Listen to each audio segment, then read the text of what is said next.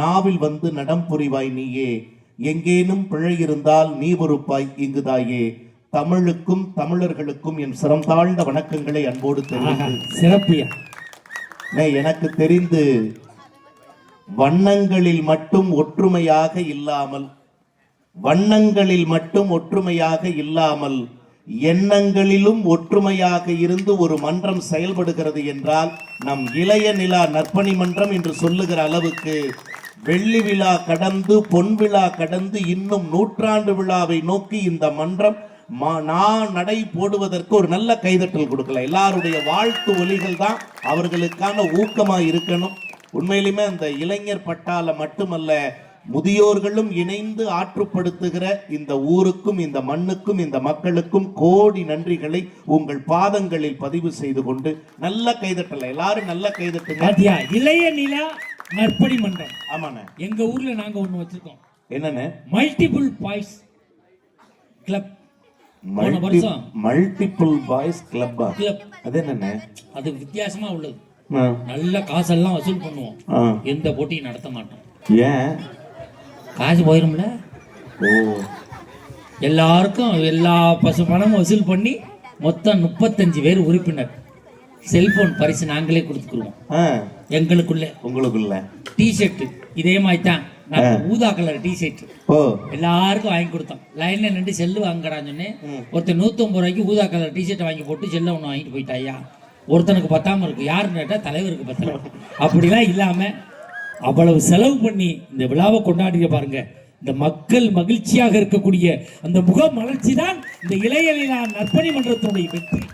நீங்க சொன்ன மாதிரி போட்டிகள்ல வெற்றி பெற்ற குழந்தைகளுக்கு பெரியவங்களுக்கு எல்லாம் பரிசு கொடுக்கறாங்க. அதை விட இங்க பின்னாடி பாருங்க, சாதாரண தரமற்ற குடிநீராக இருந்தாலும் கூட பள்ளி குழந்தைகளுக்கு தூய்மையான குடிநீர் கிடைச்சா அவங்க நல்லா இருப்பாங்களேங்கிற எண்ணத்தோட கைதட்டல் கொடுங்க சார். யார் நினைப்பாங்க ஒரு அரசாங்கம் செய்ய வேண்டிய வேலையை ஒரு கிராமத்தில் இருக்கிற நற்பணி மன்றம் சாதித்துக் கொண்டிருக்கிறது என்று சொன்னால் பத்தாவது கைதட்டு பத்தாவது சார். அதுதான் ஊக்கம் அவங்களுக்கு தர்றது. அப்ப இதுல சுடு தண்ணி வரும், பச்சை தண்ணி வரும். நல்ல தண்ணி வருமே முதல் விஷயம் அதுதான்.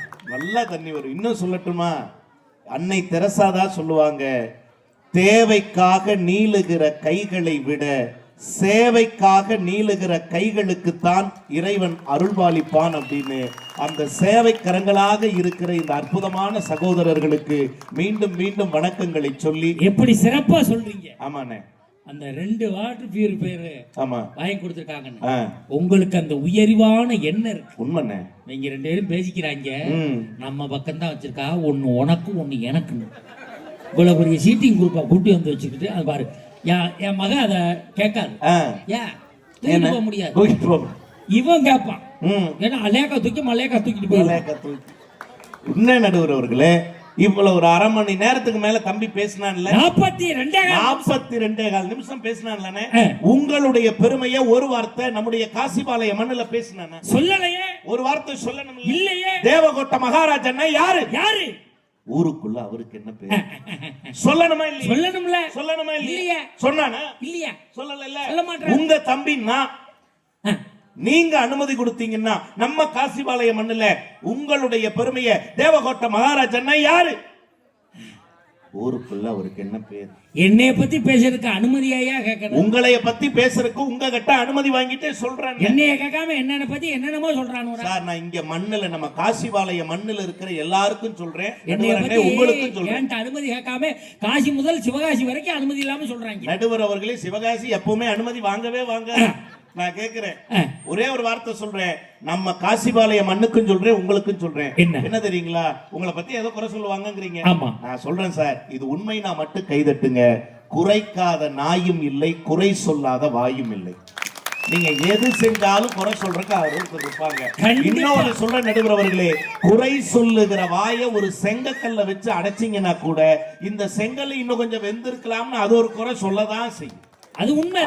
நீங்க குறைகளை பத்தி நினைக்காதீங்க. இப்ப கோல போட்டிக்கு பரிசு கொடுத்தாங்கல்ல, நாளைக்கு காலையில சொல்லுவாங்க இதை விட அது நல்லா இருந்துச்சு, இதுக்கு கொடுத்ததுக்கு அதுக்கு கொடுத்துருக்கலாம், குழப்பத்தை உண்டி ஒன்று போயிடுவான். நடுவர் நாட்டுல நிறைய பேர் இருக்கான். எத்தனையோ பரிசு எத்தனையோ தட்டு கொடுக்குறீங்க. உண்மையிலுமே எங்களுக்கு கைதட்டல் கொடுக்க வேண்டிய விட இந்த தை திருநாளில் முதல் கை தட்டு யாருக்கு தெரியுங்களா? நம் தட்டில் உணவை கொண்டு வருகிற உழவர்களுக்காக ஒரு கை தட்டு நாம் எல்லோரும் கொடுக்கும். அவங்க இல்லைன்னா ஏது சார் வாழ்க்கை? அவங்க இல்லைன்னா ஏது வாழ்க்கை? குறைஞ்சிருச்சு தலைவர். அவங்க இல்லைன்னா ஏது வாழ்க்கை? நமக்கு யோசிச்சு பாருங்க. நல்லா சொன்னார்லண்ணே, நிறைய வந்து சொன்னாங்க அந்த காலம் தான் அந்த காலம் தான் அந்த காலம் தான் அந்த காலம் தான் சொல்லிட்டு போனீங்க. வெத்தலைய உள்ள வை, அரக்கவுளி வெத்தலை காணாம போச்சு. அது மெட்ராஸ் வாங்கி வச்சிருக்கான் பார்சலானே. நான் கேக்குறேன், நல்லா சொன்னீங்களே, உங்க பெருமை சொல்லிட்டே வரேன். நடுவர் அவர்களே, தம்பி இங்க நல்லா கேட்டுக்கிட்டு இருக்கீங்க. விஜய் டிவில கலக்க போவது யாருன்னு ஒரு நிகழ்ச்சி வருதா? ஒரு காலத்துல சன் டிவில அசத்த போவது யாருன்னு ஒரு நிகழ்ச்சி வந்தது, பார்த்திருப்பீங்க. நகைச்சுவை நிகழ்ச்சி. அந்த நகைச்சுவை நிகழ்ச்சியில யார் யாரோ நகைச்சுவை சொல்ற மாதிரி காட்டுறாங்க இல்லைங்களா? அப்படி யார் யாரோ சொல்லுகிற நகைச்சுவைக்கெல்லாம் சொந்தக்காரர், கிரியேட்டர், ஸ்கிரிப்ட் ரைட்டர் யாருன்னு கேட்டா எங்கள் அன்பு அண்ணன் தேவகோட்டை மேடை கலைவாணர் மகாராஜன் அண்ணன் சொன்னா, உண்மையிலே நான் டிவியில நகைச்சுவை எழுதி கொடுக்கறதுக்கு ஒரு நகைச்சுவைக்கு எனக்கு 500 ரூபா கொடுப்பாங்க. அத அவங்க டிவியில பேசி 50,000 ரூபாய் சம்பாரிச்சிட்டு போயிடுறாங்க. நான் என்ன பைதிக்கிட்டு ஊரா பஸ்ல தான் சுத்திட்டு இருக்கேன். அண்ணே, அவங்க எல்லாம் உங்களை விட உயர்ந்துட்டாங்க, நீங்க இன்னும் எளிமையாவே இருக்கீங்க. இதுக்கும் நான் சொல்றேன், உணர்ந்தவங்க கைதட்டுங்க. புத்தர் சாதாரணமா உட்கார்ந்து இருந்தாருன்னு தரையில. அந்த வழியா போன ஒருத்தன் கேட்டான், சாமி நீங்க எவ்வளவு பெரிய ஆளு, நீங்கள போய் சாதாரண ஆளு தரையில உட்காரலாமா அப்படின்னு கேட்டப்ப புத்தர் சிரித்து கொண்டே அவர்கிட்ட சொன்னாரா, தரையில் அமர்ந்திருப்பவன் ஒருபோதும் தவறி விழுவதற்கு வாய்ப்பே இல்லைன்னாரா. நீங்க எவ்வளவு உயரத்துக்கு போனாலும் எளிமையா இருக்கிறீங்க பாருங்க. இன்னைக்கும் அது நம்ம வீட்டை விட்டு வெளியில வந்தோம், சாப்பிட்டுட்டு சகோதரர் வீட்டுல இருந்து. அப்படி வெளியில வரும்போது கொஞ்சம் சரியா நடக்க முடியாத ஒரு ஐயான்னு நினைக்கிறேன். ஆனா தம்பி மகாராஜன் வாங்க ஒரே நிமிஷம் உங்களோட சேர்ந்து ஒரு போட்டோ எடுத்துக்கிறேன்னாரு. இரவுகளில் தூக்கம் வராத போதெல்லாம் உங்கள் பேச்சை கேட்டுத்தான் மகிழ்வோடு நான் தூங்க போகிறேன்னு காசிபாளையத்துல ஒரு மனுஷன் சொல்றாரு அப்படின்னா கைதட்டுங்க சார். அத்தனை பேருடைய தூக்கத்திற்கு நீங்கள் காரணமா இருக்கீங்கன்னா வாழ்க்கையில பெரிய மகிழ்ச்சி என்ன தெரியுங்களா? நம்ம இளைய நிலா உட்பட எல்லாருக்கும் சொல்றேன், உலகத்திலேயே பெரிய மகிழ்ச்சி நாம சந்தோஷப்படுறது இல்லைங்க, எல்லோரையும் சந்தோஷப்பட வைக்கிறது தான் இந்த உலகத்திலேயே பெரிய மகிழ்ச்சி. அதுதானே சிறப்பு. அது அந்த காலத்துல இருக்க, இந்த காலத்துல இருக்க. இந்த காலத்துல இருக்கு. இந்த காலத்துல தானே இத்தனை பேர் செஞ்சாங்க. என்ன அந்த காலத்துல என்ன 10 மாடு வச்சிருந்தான், 10 வருஷம் கழிச்சு அது 20 மாடு ஆச்சு. அவ்வளவுதான். சின பிடிக்கிறதுல உரியா இருந்தா. அவ்வளவுதான். நீங்க யோசிச்சு பாருங்க, மஞ்சுநாத் எத்தனை மாடு வச்சிருக்காப்ல? மொத்தம் 16 மாடு. நீங்க எத்தனை மணி வரைக்கும் பட்டிமன்றம் பேசுவான்? நான் எத்தனை மணிக்கு பட்டிமன்றம் பேசினாலும் அவன் 1 மணிக்கெல்லாம் கிளம்பி போயிடுவான். என்ன காரணம்னு நம்ம காசிவாளைய மண்ணுக்கு சொல்லுங்க. அவங்க சொந்தக்காரங்க இருக்க ஊர்ல சொல்லாம என்ன பண்றது சொல்லுங்க. நேத்து இப்படித்தான் நமக்கு எங்க பட்டிமன்றம் நேத்து நம்ம இங்க புளியம்பட்டி. என்னது என்ன புளியம்பட்டி? புளியம்பட்டியில பட்டிமன்றம். 1 மணிக்கெல்லாம் கிளம்பி போயிட்டான். மாப்பிள்ளை காலையிலே பால் கறந்திருக்கான். ஒரு நிமிஷம் என்ன கும்பிடு குருசாமி என்னமோ குனிறானே.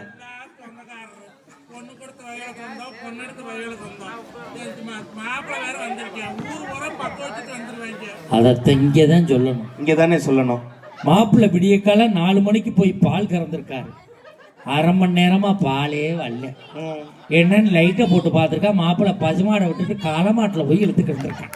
இப்ப மாடு ஈரோடு ஆஸ்பத்திரியில இருக்கு, மாப்பிள்ளை இங்க இருக்கான். இப்ப தகவல் வந்திருக்கு, என்னன்னு மாடு கொஞ்சம் சீரியஸா அந்த இழுவை இழுத்துருக்கான். நடுவர் அவர்களே, ஆனா உண்மையிலுமே காசிபாளையத்துல ஆண் ரசிகர்களை விட பெண் ரசிகர்களுக்கு எல்லாரும் ஒரு கைதட்டல் கொடுங்க. உண்மையிலுமே அவ்வளவு உற்சாகமா உட்கார்ந்து இருக்காங்க பாருங்க. நம்ம என்னமோ இந்திய தலைநகர்ல இருந்து பேசுற மாதிரி இருக்கு. இந்த பக்கம் ஒரு பக்கம், அந்த பக்கம் ஒரு பக்கம். இங்க பாருங்க, நடுவுல பாருங்க. கைதட்டுங்க சார். இது மாதிரி தமிழ் கேட்கிற தை திருநாள்ல தமிழ் கேட்கிற ஒரு அமைப்பு நம்மளுக்கு அமையனியா? முதல் நாள்ல இப்படி ஒரு அமைப்போட உட்கார்ந்து பாருங்க. நிச்சயமானே. நான் சொல்ற ஒரே ஒரு விஷயம் என்ன தெரியுங்களா? பெண்கள் எங்க நல்லா ரசிக்கிறாங்களோ அந்த நிகழ்ச்சி ஜெயிக்கும் தானே. ஆனா போன வாரம் பட்டுக்கோட்டைக்கு கூப்பிட்டீங்கல்ல, அந்த பெருமையை சொல்லணும்னே. நீங்க கேட்கலினாலும் நான் சொல்லுவேன், ஸ்கிரிப்ட்ல இருக்கு. நடுவர் அவர்கள் என்ன தெரியுங்களா, 60 ஜோக்கு போன வாரங்க பட்டுக்கோட்டை பக்கத்துல ஒரு நிகழ்ச்சி 60 ஜோக்கு சொன்னாரு. அந்த ஊர்ல ஒரு ஆள் சிரிக்கல. ஒரு விளம்பரம், இதாடா விளம்பரம் காலி பண்றதா. 61வது ஒரு ஜோக்கு சொன்னாரு பாருங்க. பெண்கள் கூட்டத்திலிருந்து ஒரு 4 பெண்கள் நாங்க ஒரு வயசான பாட்டியம்மா எந்திரிச்சு எங்க அண்ணனை ஒரு பார்வை, சிரிச்ச பெண்களை ஒரு பார்வை பார்த்து ஒரே வார்த்தை தான் சொல்லுச்சு, படிச்ச தம்பி தேவகோட்டையிலிருந்து வந்து பேசுது, உங்களுக்கு எல்லாம் என்னடி சிரிப்பு வேண்டி கிடக்குன்னு. கிளவிதான் என் ஜோலியை முடிச்சான். ம் கடைசியில் அந்த கிளவி எங்க வான்னு கூட்டியாந்து ம் என் பக்கத்திலே உட்கார வச்சு ம் ஒரு சீப்பு ரஸ்தாலி வாழைப்பழம் வச்சுருந்தாங்க விழா கமிட்டி. அது வாயை திறந்தாலே உரிச்சு உள்ளே வச்சிருவேன். மொத்தம் 16 பழம் சாப்பிட்ருக்கு. காலையில் ஃபோன் பண்ணேன், பட்டிமன்றம் எப்படி போச்சுன்னு. நல்லா போகுது அப்படின்னு. ஆஹா வாழ்க்கை அவ்வளோ சிக்கல்ல இருக்கு. நே, அந்த காலத்திற்கும் இந்த காலத்திற்கும் என்ன வேறுபாடு தெரியுங்களா? நிறைய குழந்தைங்க உட்கார்ந்து இருக்காங்க. இவங்களை வச்சே நான் சொல்றேன் நடுவர் அவர்களே, ஏதாவது வாழ்க்கையில தோல்வின்னு வைங்களேன், ஏதாவது வாழ்க்கையில தோல்வினா உடனடியா அவங்க காலத்துல என்ன பண்ணாங்க? வயல்வெளி காலத்துல என்ன மருந்த குடிச்சு செத்தான், மரத்துல தொங்குனா. ஆனா இந்த காலத்துல யாரும் தற்கொலை பண்ணிக்கிறது இல்லைங்க. துணிஞ்சு வாழ்ந்து காட்டணும்டான்னு வாழ்ந்து காட்டுறான். பாத்தீங்களா? கைதட்டுங்க சார். உலகத்திலேயே பெரிய சாதனை என்ன தெரியுங்களா? அசிங்கப்பட்ட இடத்திலேயே மறுபடியும் சாதனை பண்ணி காட்டுறதை விட உலகத்துல பெரிய விஷயம் எதுவாது இருக்க? உண்மையா நான் கேக்குறேன். இவங்க காலத்துல காதல்ல தொத்தா என்ன பண்ணுவான்? காதல்ல தொத்தா தாடியை வளர்த்துக்கிட்டு ஒரு நாயை பிடிச்சுக்கிட்டே தெரியுமா? யோசிச்சு பாருங்க. அதுவும் பாத்தீங்கன்னா தெரியும், அந்த நாயும் பொட்ட நாயா தான் இருக்கும். ஏன் இந்த நாய் தான் போயிடுச்சு, இந்த நாயாவது போகாம இருக்கட்டும் கயிறை பிடிச்சிட்டு கேக்குறேன். நடுவர் அவர்களே, இத்தனை குழந்தைங்க உட்கார்ந்து இருக்காங்கல்ல, என்ன நம்பிக்கையில? மகாராஜன் பட்டிமன்றம்னா சிரிப்பும் இருக்கும் சிந்தனையும் இருக்கும் என்கிற நம்பிக்கையில் தானே இவங்க அத்தனை பேர் உட்கார்ந்து இருக்காங்க. நான் கேட்கிறேன் ஒரே ஒரு வார்த்தை, குழந்தைங்க தயவு செய்து இங்க இருக்கிற பெத்தவங்க என்ன ஆசிரியர் அறிமுகப்படுத்தினீங்க, அந்த ஒரே காரணத்துக்காகவே முதல் செய்தியாவே இதை வைக்கிறேன். தயவு செய்து உங்கள் குழந்தைகள் மதிப்பெண் குறைந்தால் அவர்களை திட்டாதீர்கள். மதிப்பெண் குறைந்தால் திட்டாதீர்கள். கவலைப்படாதீங்க. நான் இன்னைக்கு சொல்றேன், நம்ம வாத்தியாரா அப்படிங்கிறாங்க. தம்பி ஊர் ஊரா தான் அப்படி சொல்லுவாரு. இவர் பள்ளிக்கூடத்துல போட்டு வெதுப்பாரு. பாத்துக்க அண்ணே, உங்களுக்கு 100 90 வாங்குற பிள்ளைகளை பிடிக்குமா? 40 50 வாங்குற பிள்ளைகளை பிடிக்குமா? எனக்கு 100 90 வாங்குற டீச்சர் சார். எனக்கு உண்மையா நான் சொல்றேன், மேடைக்காக சொல்லல. 35 40 50 வாங்குறவனை தான் எனக்கு ரொம்ப பிடிக்கும். எனக்கு ரொம்ப பிடிக்கும். ஏன் தெரியுங்களா? இந்த 100 90 வாங்குற ஆளு நல்லா படிக்கிறான், நான் இல்லைன்னு சொல்லல. நல்லா படிச்சு நல்ல காலேஜுக்கு போய் அங்கேயும் நல்லா படிச்சு வெளிநாடுகள்ல போய் டாலர்களில் சம்பாதிக்கிறான். ஆனா அந்த 50 60 வாங்குற சராசரி பிள்ளைகள் தான் சாகிற வரை இந்திய மண்ணுக்காகவே சம்பாதித்துக் கொண்டிருக்கிறார்கள்னா சராசரிகளால் தான் இந்த தேசம் வாழ்ந்து கொண்டிருக்கு. எவ்வளவு கைதட்டு வருது பாத்தியா? அவ்வளவு சராசரி நாங்க வச்சிருக்கோம். வரட்டு சார், குழந்தைங்க வரட்டு சார். நான் கேக்குறேன், நானெல்லாம் அந்த காலத்துல எப்படி படிச்சேன் தெரியுமான்னு சொல்றீங்க வாய் கூசாம. நீ அந்த காலத்துல பள்ளிக்கூடத்துல போனேன்? இல்ல அந்த காலத்துல சொல்லுவாங்க, நாங்களாம் அந்த காலத்துல தெருவழக்கிலே படிச்சோம். அப்புறம் பகல்ல ஊரா என்ன ஒண்ணு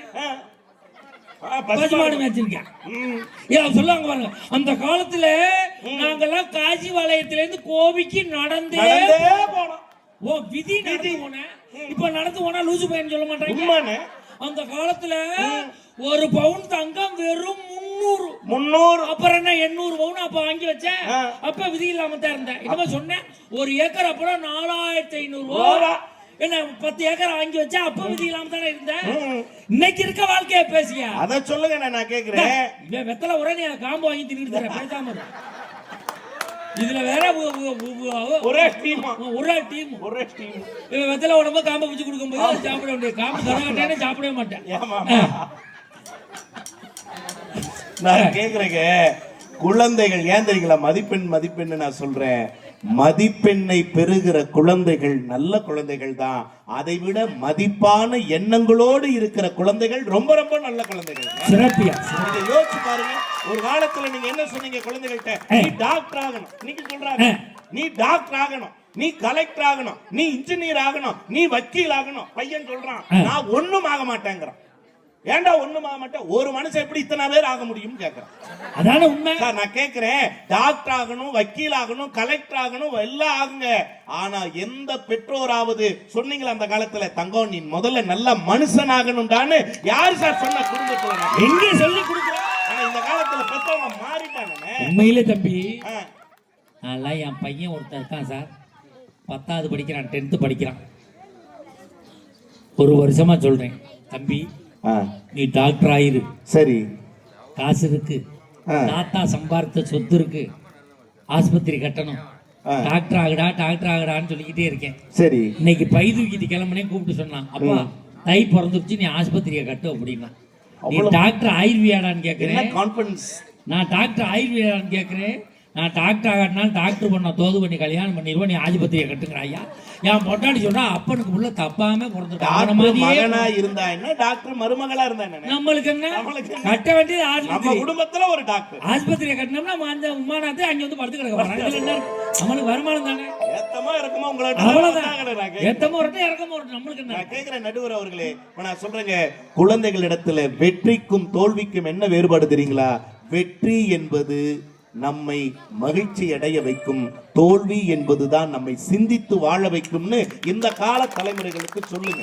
வெற்றி என்பது பெற்றுக்கொள்வது, தோல்வி என்பது கற்றுக்கொள்வதுன்னு சொல்லிக் கொடுக்கணும் நடுவர் அவர்களே. நான் இன்னைக்கு சொல்றேங்க அன்பிற்குரிய குழந்தைகளே, வாழ்க்கையில ஒரு காலத்தில் இவங்களுக்கெல்லாம் நம்பிக்கை இல்லாம வாட்ஸ்அப் காலத்தை விட வயல்வெளி காலம் தான் நல்லதுன்னு பேசினாங்களே, அந்த வயல்வெளி காலத்துல தோத்து போய் தன்னம்பிக்கை இல்லாம செத்து போனவர்கள் எத்தனை பேர் தெரியுமா? இன்னைக்கு சொல்றேங்க குழந்தைகளுக்கு, கண்ணதாசன் தான் சொன்னார், அந்த காலத்து கவிஞனா இருந்தாலும் சொன்னார், என்ன தெரியுங்களா? ஒரு நொடி துணிச்சல் இருந்தால் செத்து விடலாம், ஒவ்வொரு நொடியும் துணிச்சல் இருந்தால் ஜெயித்து விடலாம்னு சொன்னானே அந்த மனுஷன். இது எங்களை கொடுத்தானே நடுவர் அவர்களே. என்ன தெரியுங்களா? சந்தோஷம் தான் எல்லாமே.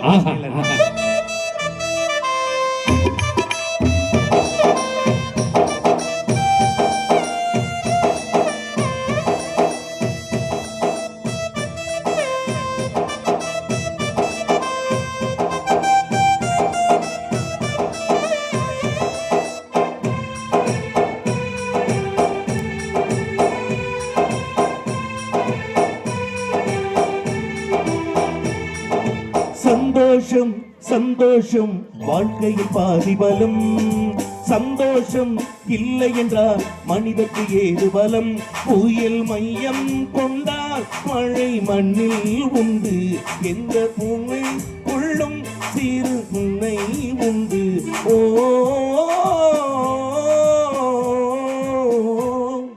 சந்தோஷம் சந்தோஷம் வாழ்க்கையில் பாதி பலம், சந்தோஷம் இல்லை என்றால் மனிதற்கு ஏது பலம்.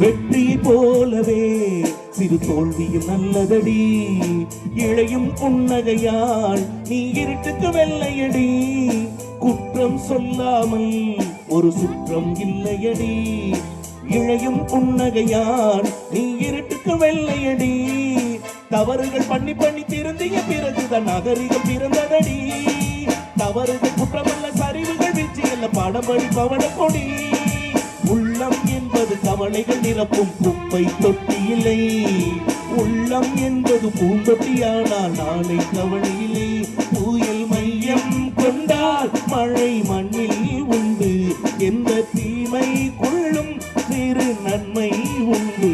ஓ இசைக்கலைஞர்களுக்கு ஒரு கைதட்டல் கொடுங்க, வாழ்க்கையில சொல்லி கொடுங்க, வாழ்க்கையில சொல்லி கொடுங்க. என்னமோ அந்த கால பாட்டெல்லாம் நல்லா இருக்கு, இந்த கால பாட்டெல்லாம் நல்லா இல்லைன்னு வேற சொன்னான். என்ன சொன்ன? சொல்லி கொடுங்க, சொல்லி கொடுங்க. என்ன அவங்களுக்கு இதெல்லாம் நல்லா இருக்குன்னு சொல்லி கொடுக்கப்படாது? ஏன்னா உங்க முன்னாடிட்டு உன்னை பத்தி சொன்னேன், அது சண்டைக்கு என்ன சொன்னீங்க? அப்படி அதான் சொல்லி கொடுத்தேன். நடுவர் அவர்களே, அந்த காலத்துல பாட்டு நல்லா இருக்குன்னாரு. என்ன பாட்டு? எங்க தாத்தா காலத்துல ஒரு காலத்துல ஒரு பாட்டு போட்டாங்க. என்ன பாட்டு தெரியுங்களா? தியாகராஜர் பாகவதர் காலத்துல பாட்டு. தியாகராஜ பாகவதரா? எம்கேடி பாகவதர் காலத்துல பாட்டு. என்ன தெரியுமானே? எனக்கு கொஞ்சம் எக்கோ கொடுங்க. மன்மத லீலையை வென்றார் உண்டே,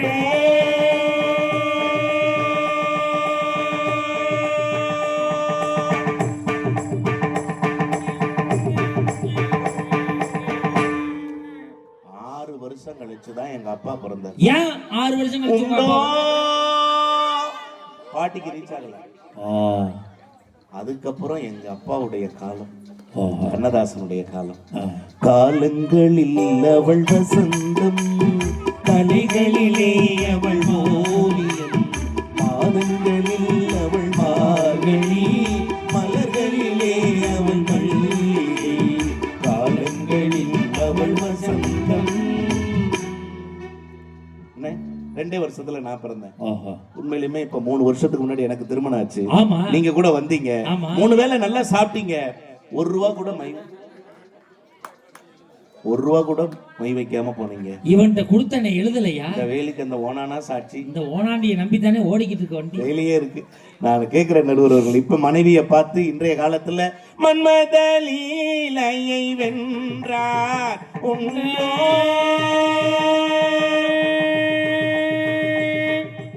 தயவு செய்து வீட்டு பக்கம் வராத, திண்ணையிலே படுத்துக்கம்பா. அப்படிதான் தின்னதான் உனக்கு. இந்த காலத்துல பாட்டுல ஆபாசம் இருக்கு அப்படின்னு ஒரு வார்த்தை சொன்னாரே.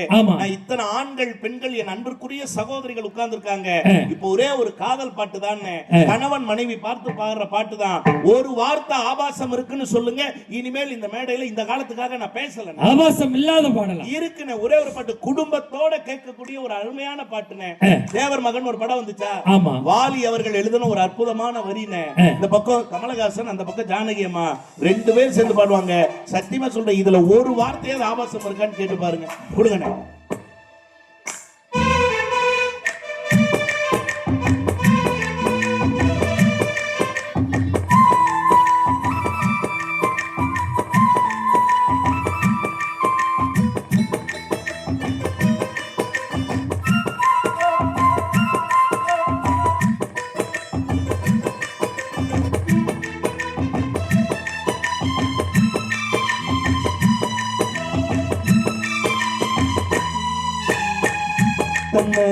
நீச்சிருக்க கத்தளிச்சு தான் இருக்க உன்னை பின்னா பருக்க தாமரைய புன்னவனத்தினிலே பெட குயில் பூவையிலே உன்னுடைய வேதனைய நான் அறிஞ்சேன். உன் கழுத்தில் மாலையிட உன்னிரண்டு தோளத்தோட என்னதாவோ செஞ்சேனோ ஏமானே. வண்ணக்கிளி கையத்தோட சின்ன சின்ன கோலமிட உள்ள மட்டும் வழியே மானே. உள்ள மட்டும் வழியே மானேவா. இந்தியீடு பழகி மஞ்ச சேவ பழகி கள்ளச்சீரி பழகி மறக்க மனம் கூடுதில்லையே. மறக்குமா மாமே என்னோ மடியிலே பஞ்ச வர்ணோ குடியிலே ஊஞ்சல் போட மானேவா. நல்ல ஒரு கைது இருக்கானே. நான் ஒரு 2 செய்தி, என்ன நேரத்தின் அருமை கருதி குறித்த நேரத்தில் நிகழ்ச்சியை முடிக்கணும். அதனால ஒரு 2 செய்தி மக்கள் அனுமதியோட உங்கள் அனுமதியோட சொல்றேன். வருண பகவான வேற வசைபாடு வருண பகவான் காசிபாளைய மண்ணில இன்னைக்கு ஒரு 4 துளி விழுது அப்படின்னா தயவு செய்து சந்தோஷப்படுங்க. நம்முடைய பொங்கல் திருவிழா நிகழ்ச்சிகளை வானமே வாழ்த்துகிறது என்பதுதான் அது சத்தியமான உண்மை. ஆனா இன்னொரு உண்மையை சொல்றேன். சொல்லுங்க. பெரிய மழை வராது. ஏன்னா நாங்க கூட்டிய அந்த ஆளுக அப்படி ஆளுகள், அப்படிப்பட்ட ஆளுங்க. அந்த அம்மா எல்லாம் அடி வச்ச இடத்த பொடி வச்சு ஊதாம போகாது. போன வருஷம் ஒரு ஊருக்கு போச்சு, இது வரைக்கும் மழை பெய்யவே இல்லையா பாருங்க. அப்படி ஒரு சாபக்கேடான ஒரு வேலையெல்லாம் செய்யக்கூடிய அம்மா அந்த அம்மா. அதனால இப்ப அந்த ஊருக்கு மறுபடியும் கூப்பிட்டுருக்காங்க. கூப்பிட்டு இந்த அம்மா உருண்டு விரல சொல்லியிருக்காங்க தெருவில் அப்படியா மழை பார்ப்போம். எனக்கு உண்மையிலுமே நம்ம கொங்கு மண்டலத்திலேயே என்ன ரொம்ப சிறப்பு தெரியுங்களா? எத்தனையோ நீங்க வந்து செட்டிநாட்டு பகுதியில இருந்து வந்து செட்டிநாடு, உண்மையிலுமே கொங்கு நாடு, கொங்கு நாடு, வருஷ நாடு, அந்த ஒரத்த நாடு, தம்பி ராமநாடு, எங்க அண்ணனே செல்வராஜ் பழைய கருவாடு இல்ல பேர் பார்ட்ஸ் போய் இப்பதான் சரியாக்கிட்டு இருக்கு. இல்ல ஆயில் சர்வீஸ் ஆகி வந்திருக்காரு. நம்ம கூடிய சீக்கிரம் ஆயில் சர்வீஸ் தான் போவோம். நான் கேட்கிறேன் நடுவர் அவர்களே, நல்ல ஒவ்வொருத்தரும் ஒவ்வொரு நடுவர் சொன்னீங்கல்ல, இவ்வளவு தூரம் நான் சொல்றேன் நடுவர் அவர்களே, இவ்வளவு மக்கள் நல்லா உட்கார்ந்து சந்தோஷமா ஒரு நிகழ்ச்சியை இப்படி நம்ம ஒரு கூட்டத்தை பார்த்து எவ்வளவு நாள் ஆச்சு? இப்படி ஒரு கூட்டத்தை பார்த்து எவ்வளவு நாள் ஆச்சு? நான் கேட்கிறேன், எனக்கு ரொம்ப ரொம்ப மகிழ்ச்சி என்ன தெரியுங்களா? உலகத்திலே நீங்க எத்தனை நாடுகள் போயிருக்கீங்க? நான் 7 நாடுகள் போயிருக்கேன். ஒரு கைதட்டல் கொடுங்க. நம்ம ஊர்ல வந்திருக்கிறான்னா 7 வெளிநாடுகளுக்கு போயிருக்கீங்க. ஆமா இல்ல என்ன நான் கேக்குறேன், எல்லாருமே போயிருக்கோம்ல. நான் 7 வெளிநாடு, ஆ, தம்பி மட்டும் எக்ஸ்ட்ரா 2 நாடு போயிருக்கேன். உமாநாத்தன் நானு. ஆமா எக்ஸ்ட்ரா 2 எக்ஸ்ட்ரா 2 நாடு. வேற எந்தெந்த நாடுகள் கூடுதலா போனாரு? ராம் நாடு, வாரச நாடு. ராம்நாடு தமிழ்நாட்டுக்குள்ள. ஆமா நான் கேக்குறேன்னு இப்படி எத்தனையோ வெளிநாடுகள். ஐயா ஒரே நிமிஷம் நல்லா கேளுங்க. எத்தனையோ வெளிநாடுகள் போயிருக்கீங்க. மகாராஜன் சார் வந்திருக்காங்க, அவங்களுடைய டீம் வந்திருக்காங்கன்னு நீங்க எவ்வளவு அழகா நம்மள ரொம்ப கவனிச்சுக்கிட்டாங்க. உணவு பரிமாறுறது உண்மையிலே எனக்கெல்லாம் சிங்கப்பூர்ல ஆப்பிள் போன் ஒருத்தர் வாங்கி கொடுத்தாரு. சே, அந்த அளவுக்குலாம் ரசிகர்கள் இருக்காங்க. உண்மையா இருந்தாங்கல்லண்ணே. நான் கேக்குறேன், அவ்வளவு தூரத்துல எவ்வளவோ பெரிய விருந்தெல்லாம் கொடுத்துருக்காங்கல்ல, எவ்வளவோ பெரிய நட்சத்திர ஸ்டார் ஹோட்டல் எல்லாம் தங்கியிருக்கீங்கல்ல, இதெல்லாம் வாங்கின மகிழ்ச்சி உலகத்துல எவ்வளவு பெரிய ஸ்டார் ஹோட்டல்லயே நம்ம தங்கி இருந்தாலும் உலகத்துல ஒரு உணவின் சுவைக்கு இணையா எதுவுமே கிடையாது. அது எந்த உணவு தெரியுங்களா? எந்த உணவு? பெத்தெடுத்த தாயின் கையால் பிசைந்து கொடுக்கிற ஒரு கவலை உணவுக்கு இணையா ஏதாவது இருக்காங்க? ஏதாவது ஈடு இணை இருக்கா? அந்த காலத்துல பாட்டு கொடுத்தாங்க, எங்க இந்த காலத்துல அவங்கவுங்க வாழ்ந்த வாழ்க்கையை நினைச்சு பாருங்க. இப்படி ஊரே, நான் உண்மையா சொல்றேன் நடுவர் அவர்களே, பொதுவா ஒரு விழானா ஊரு கூடி செய்வாங்க. ஆனா இன்றைக்கு ஊர் கூடியதால் தான் விழாவே நடந்து கொண்டு இருக்கிறது என்று சொல்லுகிற அளவுக்கு எவ்வளவு அழகா பண்ணிக்கிட்டு இருக்காங்க காசிபாளையத்துல. இந்த மக்களை பார்த்து மற்ற ஊர் மக்களும் கற்றுக்கொள்ள வேண்டும் என்று சொல்லுகிற அளவுக்கு எல்லோரும் கைதட்டுங்க சார். இது மாதிரி எங்க நடக்கும் இந்த மாதிரி? அவ்வளவு அழகா பண்ணாங்கல்ல. நான் கேக்குறேனே, பாண்டவர் பூமின்னு ஒரு படம், கவிஞர் சிநேகன் ஒரு பாட்டு எழுதினாரு. அவங்கவங்க வாழ்க்கையை நினைச்சு பாத்துக்குங்க. அம்மா கையில வாங்கி கொடுக்கறானே, மனைவிக்கும் அம்மாவுக்கு என்ன வித்தியாசம் தெரியுமா? என்னப்பா? பசிக்கும் போது சோறு போடுபவள் மனைவி, பசிக்கும் போது சோறு போடுபவள் மனைவி, பசிக்க விடாமல் சோறு போடுபவள் தான் அம்மா. பசிக்க விடாமல் சோறு போடு. தம்பி சொல்லுங்க, இதை விட நான் வித்தியாசம் சொல்லவா? சொல்லுங்க. அம்மா சமையலுக்கும் பொண்டாட்டி சமையலுக்கும் என்ன வித்தியாசம் தெரியுமா? என்னென்ன வித்தியாசம்? மூக்கு பிடிக்க சாப்பிட்டோம்னா சரி அம்மா சமையல், அம்மா சமையல். மூக்க பிடிச்சுக்கிட்டே சாப்பிட்டோம்னா அதான் பொண்டாட்டி சமையல். இன்னொரு வித்தியாசம் இருக்கு. நரைச்ச முடி கிடந்துச்சுன்னா அம்மா சமையல், கருப்பு முடி கிடந்துச்சுன்னா பொண்டாட்டி சமையல். இவ்வளவுதான் வித்தியாசம். அது ஓன் சமையல், ஓன் சமையல். ஆனா எல்லா ஆண்களும் ஒரு வார்த்தை சொல்லுவோம், 1000 தான் வீட்டில் இருக்கிற மனைவி பார்த்து பார்த்து சமைத்தாலும் எங்க அம்மாகை பக்குவம் மாதிரி இல்லைங்கிற ஒரு வார்த்தை சொல்லுவோம். நடுவர் அவர்களே, சட்டை பையை பார்க்கிறவள் மனைவியாக இருந்தால் பிள்ளைகளின் வயிற்று பையை பார்க்கிறவள் தான் தாயாக இருக்கிறாள்னு ஒரு பன்மொழி உண்டு. அந்த அம்மாவை நினைத்து பாண்டவர் பூமியில இந்த காலத்துல ஒரு பாட்டு கொடுத்தானே.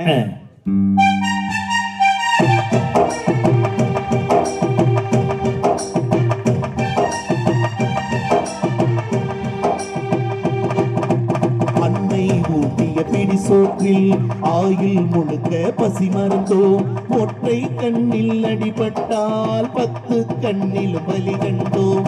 பள்ளிக்கூடம் போனதில்லை, பாசம் என்னும் நூலொன்றை வேதங்கள் 4ம் சொன்னதில்லை, எங்கள் கதை போல் வேறொன்றை.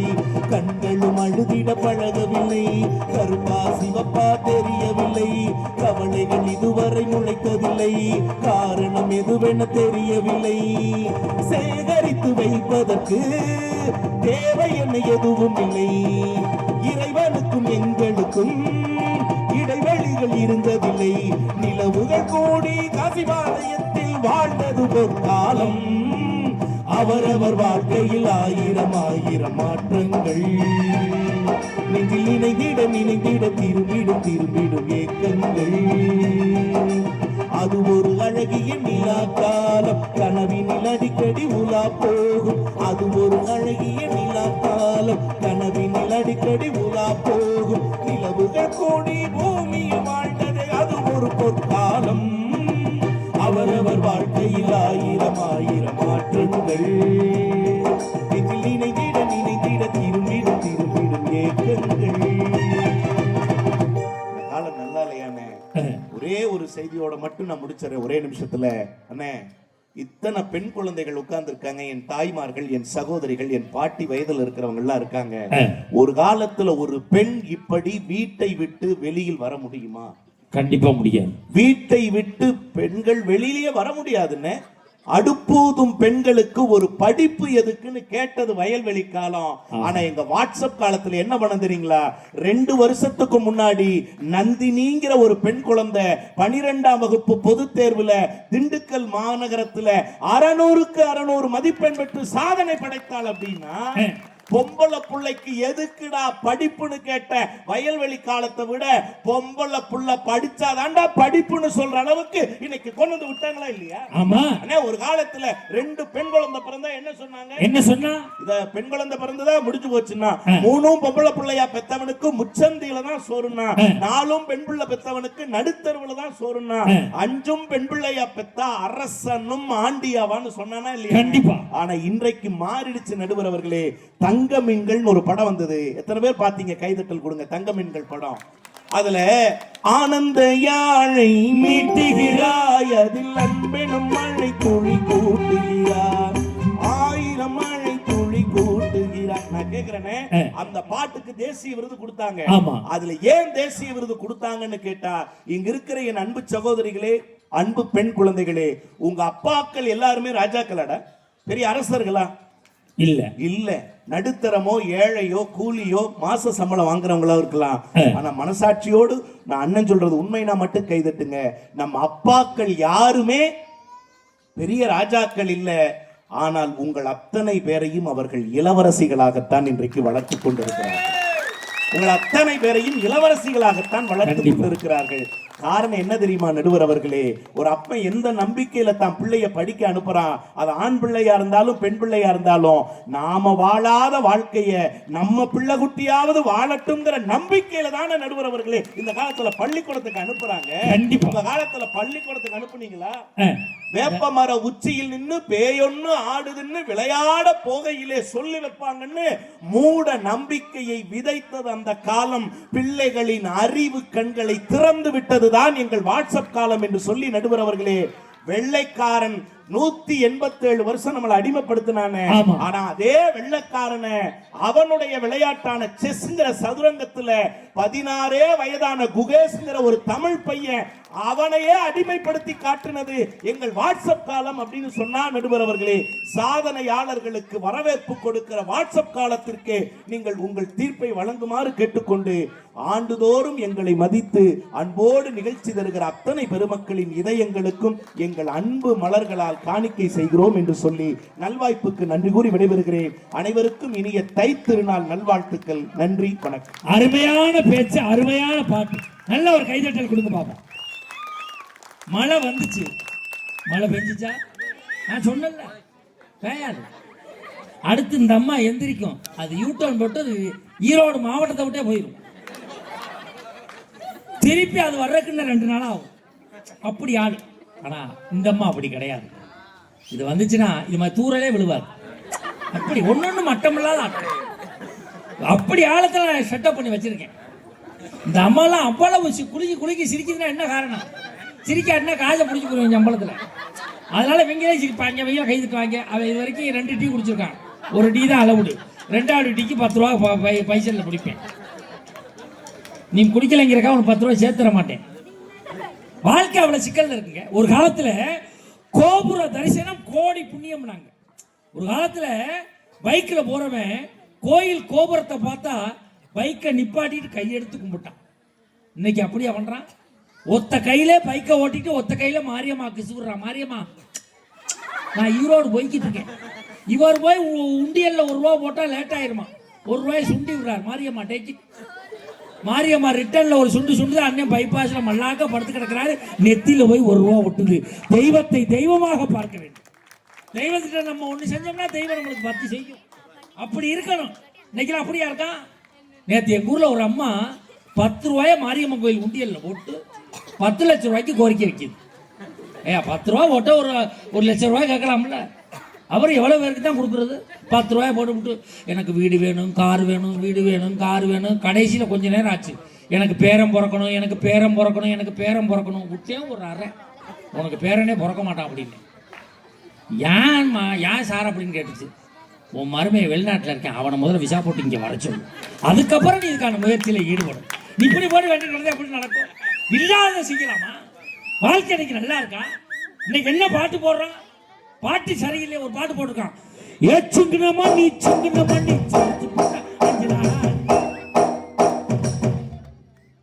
எதுக்கு அடிக்கிறானியே நெஞ்சில போய். இன்னொரு பாட்டு போடுறான். கண்ணா என் சேலைக்குள்ள கட்டறிம்பு பூகுத்து வச்சு எதுக்கு நசுக்கு சேலையை உதறி விட்டாட்டு கட்டு, இல்லை பூச்சி மருந்து தூவிட்டு கட்டு. பாட்டு சரியில்லை. வாழ்க்கையாவது நல்லா இருக்கா? ஒரு காலத்தில் எப்படி நான் வந்தவங்களை வாங்கன்னா, போன வாரம் சென்னையில் ஒரு வீட்டுக்கு இன்விடேஷன் கொடுக்க போனேன். கேட்டில் எழுதி கிடந்துச்சு, நாய்கள் ஜாக்கிரதை. எட்டி பார்க்குற ஒரு நாய் தான் கிடக்கு, அந்த நாயும் சும்மா கிடக்கு. ஏன்டா நாய்கள் ஜாக்கிரதை எழுதியிருக்கான்னு காலிங் பெல்ல தான் அடித்தேன். ஒரு அம்மா கதவை திறந்து என்ன வேணும் அப்படின்னு, ரைட் நாய்கள் ஜாக்கிரதை கரெக்டாக எழுதி போட்டுருக்காண்டா. ஒரு காலத்தில் வள்ளுவன் என்ன சொன்னான்? மோப்ப குலையும் அனிச்சம் முகந்திருந்து நோக்க குலையும் விருந்தினா விருந்தினர் முகம் அனிச்ச மலரை விட மென்மையானதுடா, முகமலர்ச்சியோட ஒருத்தனை கூப்பிடணும் அப்படின்னு. இன்னைக்கு அப்படிலாம் இல்லை, அவசர உலகம். ஒருத்தர் சுகர் வந்துருச்சுன்னா இன்னும் 4 பேருக்கு வரணும்னு எதிர்பார்க்கலாம். எனக்கு சுகர் இருக்கு, உனக்கு இல்லை. எத்தனை வயசு? 40 வயசு. வந்துடும் வந்துடும் வந்துடும். எனக்கெல்லாம் வந்துச்சு, உனக்கு வந்துடும். இல்லைங்க எனக்கு வரல, நல்லா செக் பண்ணி பாருங்க, அப்போ தான் எனக்கு தெரியும். ஒரு மாதிரி கைகாலெல்லாம் படபடப்பா இருக்கா, யூரின் அடிக்கடி வருதா, இப்படிலாம் கேட்குறேன். கேட்டு ஒருத்தன் நல்லா இருக்கக்கூடாதுன்னு நினைக்கக்கூடிய உலகமாக அன்னைக்கு வாழ்றான். ஆனால் அன்னைக்கெல்லாம் அப்படி இல்லை. ஒருத்தர் தொழில் பண்ணான்னா நம்ம பங்காளியை கூட்டிட்டு போய் அவனுக்கு அந்த தொழிலை சொல்லி கொடுத்து நம்ம குடும்பமா இருப்போம்டான்னு சொல்லி ஒருத்தருக்கு ஒருத்தன் உதவி செஞ்சது அந்த காலம். இன்னைக்கெல்லாம் எவன் எக்காடு கட்டான்னா, முன்னாடியெல்லாம் பைக்கில் போறவன் ஆக்சிடென்ட் ஆகி விழுந்தான்னா போய் தண்ணியை துளிச்சான், பன்னீர் கொடுத்தான், ஆர்வத்தை புள்ளியோன்னு தூக்குனான். இன்னைக்கெல்லாம் அப்படி கிடையாது. ஆக்சிடென்ட் ஆகி கிடக்கிறான், அவன் செல்ஃபி எடுக்கிறான். மேம்பாலத்தில் இழுத்து கொண்டு இருப்போம், செல்ஃபி எடுத்து கொண்டு இருக்கிறேன். இதை ஃபேஸ்புக்கில் போட்டு விட்றா, 30 பேர் லைக் போடுறோம். அன்னைக்கெல்லாம் ஒரு ஆக்சிடென்ட் ஆகி கிடக்கு, பைக்கில் வர நிப்பட்டவே இல்லை. எத்தனை பேர் செத்தான்? ஒரு ஆளுக்கான எவ்வளோ கூட்டம். அன்னைக்கெல்லாம் திருமயத்தில் விட்டு அடிச்சாங்க, ராணிக்குமார் வீட்டில் அப்படி விட்டு அடிச்சாங்க. வாழ்க்கை அப்படி சிக்கல். இப்போ மழை போயிடுச்சு, இப்போ கிளப்பி விடுறதுக்காக வரப்போறாங்க நல்ல பாடல்களை பாடக்கூடிய பின்னணி பாடகி. இந்த அம்மாவை நீங்க திரைப்படங்கள்ல பார்க்கலாம். பின்னாடி நின்றே பாடும் பின்னணி பாடகி. முன்னாடி 2 பேர் பாடுவாங்க, பின்னாடி 50 பேர் பாடுவாங்கல்ல, அந்த பாட்டு பாடுறாங்க. பின்னணி. நடிப்பில்லாத நாடகம் இல்லை, இல்லை. நடிப்பில்லாத நாடகம் இல்லை, துடுப்பில்லாத படகு இல்லை, போராட்டம் இல்லாத வாழ்க்கை இல்லை. இந்த இளைய நிலா நற்பணி மன்றம் இல்லாமல் இந்த பட்டி மன்றமே இல்லை என்பதை அழகாக நிரூபித்துக் கொண்டிருக்கும் ஆண் சிங்கங்களுக்கும் பெண் தங்கங்களுக்கும் ஒரு பணிவான வணக்கத்தை சொல்லி, நீ எப்படி காசு வாங்குற ஐடியா என்னவோ அதை சொல்லிடுறேன். நடுவர் அவர்களே, இந்த உலகத்திலே எதை தொட்டாலும் கேட்பாங்க காசு. இளைய நிலா நற்பணி மன்றம் என்றாலே சம மாசு. நடுவர் நீ முதல்ல பேசு. நடுவர்களே, நீங்க என்ன சாதாரண நடுவராங்க? அப்புறம் என்ன ஸ்பெஷல் மசாலா தோசை நடுவரா? இல்ல கொஞ்சம் பெப்பர் கூட சேர்த்துக்கங்க. அது ஆஃப் ஆயில்ல போடுவாங்க, முட்டை தோசையிலயும் போடலாம். நீங்க பேசுங்க முட்டை. உங்களை பத்தி 4 வரி கவிதை எழுதிட்டு வந்திருக்கேங்க. அந்த கவிதையை சொல்லும் போது இங்க இருக்க ஆண்கள் பெண்கள் தெரிந்து எப்படி கைதட்டு பறக்கும் பாருங்க. சொல்லு. வாழைப்பழம் மழுக்கு தான் பாப்போம். உண்மையிலே எங்க நடுவர் சாதாரண நடுவர் இல்லைங்க. நீங்கள் ஸ்பீடாக பேசுவதில் நீங்கள் ஒரு ஹீரோ ஹோண்டா, ஜில்லுன்னு பேசுவதில் நீங்கள் ஒரு ஜிகர் தண்டா, தாகம் தணிப்பதில் நீங்கள் ஒரு ஃபேண்டா. உங்களை போல் நடுவர் இந்த தமிழ்நாட்டுல உண்டா? அந்த எதிரணிக்கு தீர்ப்பு சொல்ல நீங்களே மண்டா. நீ ஏன் ஊரா சாப்பிட்ட ஆயிட்டா குண்டா? நீ ஒரு கறி பிடிச்ச அண்டா. கை தட்டுங்க ப்ளீஸ். நடுவர்களே, நீ கருப்பு மட்டும் சொல்லாதீங்க. காக்கைக்கும் தன் குஞ்சு பொன் குஞ்சு. நடுவர் அப்படி ஓரமாச்சு கொஞ்சம். என்ன பேச்சு! நினைத்தாலே இனிக்கக்கூடிய காலம் வாட்ஸ்அப் காலம். வாட்ஸ்அப் காலம் புலம்பிட்டு போய் உட்கார்ந்துருக்காரு நம்ம ரவிக்குமார் சார். என்னங்க நினைத்தாலே இனிக்கக்கூடிய காலம் இந்த காலம்?